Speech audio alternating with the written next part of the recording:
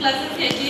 त्याच्यानंतर tuition classes घेते की त्या कोरोना पिरियड चालू झाला. कोरोना पिरियड चालू असताना नेमकं काय करावं हे मला कळत नव्हतं. त्या पिरियडला मला झेडपीला कॉन्ट्रॅक्ट बेसवर कम्प्युटर ऑपरेटर म्हणून माझी निवड झाली. 1 ते 1.5 वर्ष मी तिथं काम केलं, परंतु पेमेंट बिलकुल नाही. 1.5 वर्ष झालं तरी सुद्धा हातामध्ये पेमेंट नाही. आता पेमेंट नेमकं आपल्याला तर इथं रोजच्या लाईफमध्ये काय पाहिजे? पैसा. पैसा कुठून आणायचा? पैसा कुठून है ना?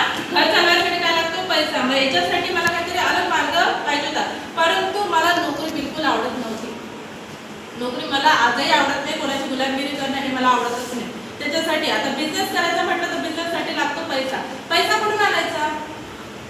सर्वात मेन गोष्ट काय? पैसा. बरोबर ना? साधा आपण ज्या लेडीज आहोत, हाऊसवाईफ, आपल्याकडे ना 10 रुपये सुद्धा लवकर राहतात. बरोबर ना सर? लेडीज जाऊ जेंट्सकडे बघा तुम्ही, जेंट्सकडे सुद्धा पैसे राहत नाहीत. त्याच्यासाठी आता हा बिझनेस माझ्यापर्यंत झेडपीला असताना आला. त्याच दरम्यान मी या बिझनेसला सुरुवात केली आणि म्हटलं चला या बिझनेस समजून घेतला. बिझनेसचे पॉईंट्स आवडले, जसं की आता भरपूर काही इथं मिस्टेक झाल्या, थोडंसं गडबड झाली, मॅनेजमेंट चुकून केली, परंतु त्या मॅनेजमेंटला कसं तरी सरांनी ॲडजस्ट केलं.